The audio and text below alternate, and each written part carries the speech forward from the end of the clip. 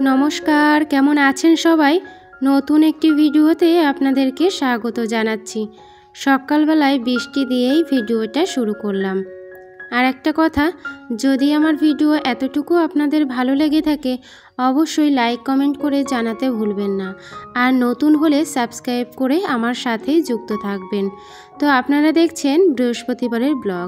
তো বৃহস্পতিবারে একদম সাধারণ কিছু নিয়মকানুন মেনে চলি বলেই আমার সংসারে কিন্তু মা লক্ষ্মীর আশীর্বাদে সব সময় পরিপূর্ণ। চলুন ভিডিওটি শুরু করি আর তার সাথেও বলবো কী কী নিয়ম আমি বৃহস্পতিবার বলেন শনিবার বলেন আমি মেনে চলি।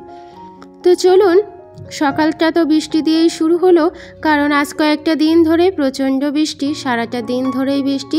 খুব একটা অসুবিধার মধ্যেই রয়েছি বলতে পারেন, কারণ যেহেতু ঘরে ছোট বাচ্চা আছে সেই জন্য একটু অসুবিধাটা বেশি। তো সকালবেলায় আজকে যেহেতু বৃষ্টিতে না মানুষজন তো তেমন কাজেই বেরোচ্ছে না। আসলে এই যে মাছ সবজি সারা দিন রাতই বৃষ্টি হচ্ছে বলতে পারেন আমাদের এইদিকে। তো হচ্ছে কেউ আর সবজি নিয়েও তেমন আসছে না, আর মাছ বিক্রি করতেও আসছে না। তো যাই হোক, সেই কারণে আজকে হচ্ছে ডিম রান্না হবে। তো অনেকগুলোই ডিম নিয়ে এসেছিলো, 15টা ডিম। তো 10টা মতো রান্না করলাম, কারণ দুবেলা খাবো, আর হচ্ছে বাকি 5টা রেখে দিলাম পরের দিনের জন্য। পরের দিন ওই অনেক সময় কি হয়, সকালবেলায় না আলু সিদ্ধ ভাত খাওয়া হয়, তো ওখানে একটু আর কি সাথে সাথে ডিম ভাজা দেওয়া হয়, তো সবারই মনটা ভালো হয়ে যায়।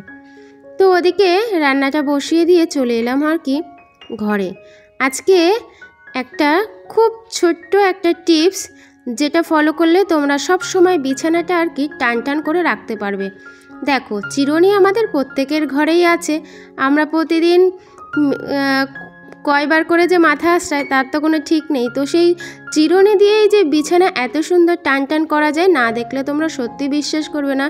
তো দেখো, বিছানাটা কিন্তু আমার একদম টান টান হয়ে গেল। দেখো, প্রথমে আমি দুপাশটা আর কি খাটের দুপাশটা আমি মানে নিচের দিকে গুজে দিয়েছি, আর মাঝখানের যে পোর্শনটা থাকলো সেটা কিন্তু আমি চিরুনি দিয়ে আস্তে আস্তে করে গুজে দিলাম। এই টিপসটা তোমরা অবশ্যই ফলো করতে পারো বন্ধুরা। বিছানার যে মাঝখানের পোর্শনটা থাকে সাইডের দিকে গুজতে গেলে কিন্তু একটু আমাদের অসুবিধা হয়, অনেক সময় হাতে লাগে, নখে লাগে। যাদের লম্বা লম্বা নখ আছে, তো একটা চিরুনি দিয়ে যদি সাইডগুলো ওরকম গুজে দেওয়া হয়, ঝটপট করে কিন্তু কাজটা কমপ্লিট হয়ে যায়। তো তোমরাও এটা করতে পারো। বিছানাটা একদম টান টান করে খুব সুন্দর করে গুছিয়ে নিয়েছি সকালবেলায়। দেখো আমার বেডটা কেমন লাগছে অবশ্যই কমেন্ট করে জানিও। আর খাটের পরে ছিল মেয়ের বই খাতা, ও পড়ছিল আর কি, সেটাই আবার রেখে দিলাম। কখন এসে আবার বই নিয়ে খুলে বসবে তার ঠিক নেই। তো চলো, এদিকে ডিম সিদ্ধ বসিয়ে দিয়েছি, আর অপর দিকে একটা ডিম পোচ করব। খুব খেতে ইচ্ছা করছে। মাঝে মাঝে না কি হয় বলো তো, নিজের পছন্দের জিনিসগুলো কিন্তু করা হয় না, কারণ সেই নিজের পছন্দের জিনিসগুলো হয়তো বাড়ির লোক পছন্দ করে না, সেই জন্য কিন্তু নিজেরও আর খাওয়া হয় না। তবে মাঝে মাঝে যদি একটু নিজের পছন্দকেও গুরুত্ব দেওয়া হয় তাহলে কিন্তু নিজের মনটাও ভালো লাগে, তাই না বলো? তো খুব খেতে ইচ্ছা করছিল ডিম পোচ। তবে আমি যে একা খাবো তা না, যেহেতু ছেলে মেয়ে আছে তাদেরকে ফেলে রেখে কি খেতে পারি বলো? ওদেরকে একটু দেবো, আমি একটু খাবো। তো চলো, রেডি হয়ে গেছে আমার ডিম পোচ। তো রান্না করতে করতেই আর কি খেয়ে নেব। আর তারপরে আর কি ডিম সিদ্ধটা নামিয়ে রেখে এবার চলে এলাম আর কি শাকগুলো কাটতে।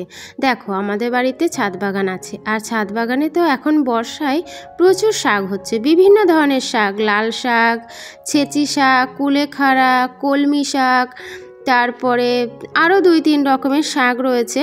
তিতো শাক তো রয়েছে, ঠিক আছে, ব্রাহ্মী শাক, তো অনেক রকমের শাক আর কি লাগানো রয়েছে। আর এই বর্ষায় এত সুন্দর ধাপিয়ে উঠেছে, তোমাদের দেখলেই মনে হবে দুটো শাক তুলে রান্না করে খায়। কিন্তু বিশ্বাস করো, আমার শাক তোলা খুব একটা হয় না, কারণ আমি সময় পাই না। তো বাড়ির লোকরাই তুলে দেয়, তারপরে আমি আর কি রান্নাটা করি।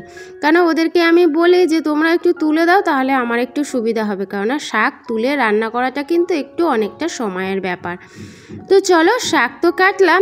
দুপুরে কিন্তু এসেছিল আমার একটা পার্সেল, তো আমি একটা জিনিস অর্ডার করেছিলাম। তো কি অর্ডার করেছিলাম চলো তোমাদেরকে একটু খুলে দেখাই। আর এটা ফ্লিপকার্ট থেকেই নিয়েছি, 263 টাকা মতো মনে হয় নিয়েছে। তো চলো কি নিয়েছি খুলে দেখাই আর কি। তো নিয়েছি হচ্ছে মাথায় মাখার জন্য একটা হচ্ছে যেটা আর কি খুব ট্রেন্ডিংয়ে চলছে এখন, ওই যে নামটা ভুলে যাচ্ছি জানো তো, ওই যে খুব অ্যাড দিচ্ছে এই যে মাথায় মাখার এই স্প্রেটা, কি যেন নাম, দাঁড়াও মনে করে নিই, রোজমেরি ওয়াটার, রোজমেরি না রোজবেরি ওয়াটার, ভুলে গেছে জানো তো।